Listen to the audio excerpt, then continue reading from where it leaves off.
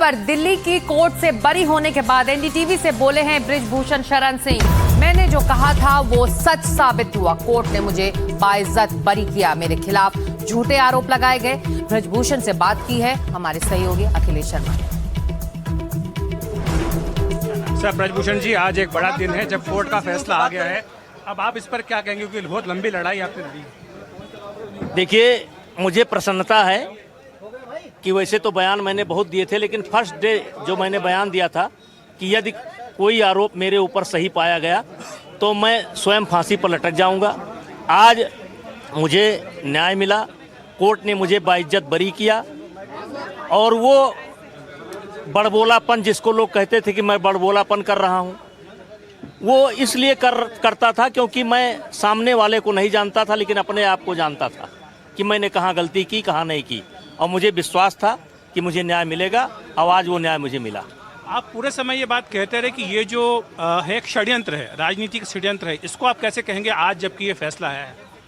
नहीं, षड्यंत्र करने वाले बेनकाब हो गए और नुकसान में भी हैं। नुकसान भी हुआ, उनका पॉलिटिकल नुकसान भी हुआ है, ऐसा नहीं कि नहीं हुआ है। पॉलिटिकल नुकसान भी हुआ है, मानसिक नुकसान भी हुआ है, होगा। उनकी छवि स्वयं की खराब हुई है। हम तो अपने आप को कभी अपराधी माने ही नहीं। लोग मानते रहे हों, लेकिन 3.5 साल के अंदर आपसे मिलना जुलना होता रहा है, कभी अपराधी भाव मेरे अंदर आया ही नहीं। बृजभूषण जी, क्या खेल को भी नुकसान हुआ? खेल की छवि को जो नुकसान हुआ, आपका तो उसकी भरपाई हो पाएगी? भरपाई हम लोग कर लिए, भरपाई हमारे खिलाड़ी कर लिए, करना शुरू कर दिए। अभी हमारे यहाँ एज का कुछ चक्कर चलता था, अभी एज को छांटा गया। 4 साल किसी ने कम करा रखा था, किसी ने 6 साल कम करा रखा था, किसी ने 3 साल कम करा रखा था।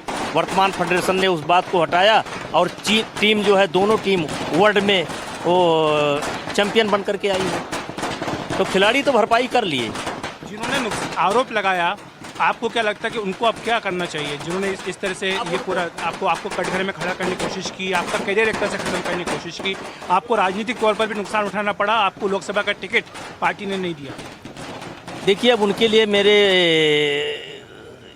पास इस समय कोई शब्द नहीं है, लेकिन उनके वजह से खेल की दुनिया बदनाम हुई, खिलाड़ी बदनाम हुए, ओलंपिक मेडलिस्ट बदनाम हुआ, वर्ल्ड चैंपियन बदनाम हुए।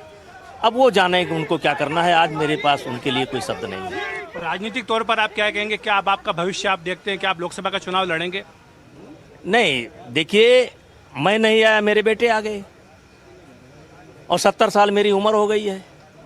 और बाकी क्या लिखा है वो क्या बताया जाए? वही जो राम रच रखा, जो ईश्वर ने तय कर रखा है। आप यहाँ हमारा इंटरव्यू ले रहे हैं, मैं बैठा दे रहा हूँ, ये भी ईश्वर ने तय कर रखा था। तो जो तय कर रखा है वो होगा। आपका अभी एक दृश्य आया था, हनुमान चालीसा का पाठ हो रहा है और आप बहुत भावुक हो गए, आपके आंखों में आंसू आ गए। आप हनुमान जी को बहुत मानते हैं। देखिए, मैं कोई पिक्चर देखता हूँ और किसी के ऊपर अन्याय होता है, कोई खलनायक और नायक जब आता है तो मैं अपने आंसू नहीं रोक पाता हूँ। एक बार नहीं, कई बार आपने रोते हुए देखा होगा। बृजभूषण शरण सिंह, आपने सुना, कहा कि षड्यंत्र किया गया था उनके खिलाफ और अब जब फैसला आया है कोर्ट का तो वो न सिर्फ राहत महसूस कर रहे हैं, बल्कि उन्हें ये भी लगता है कि जो खेल को नुकसान हुआ है उसकी भरपाई भी करनी होगी। साथ ही साथ जिन खिलाड़ियों ने आरोप लगाया था उन्हें भी सोचना होगा कि उन्होंने ये आरोप लगा करके खेल का कितना बड़ा नुकसान किया। दिल्ली में अखिलेश शर्मा, एनडीटीवी इंडिया।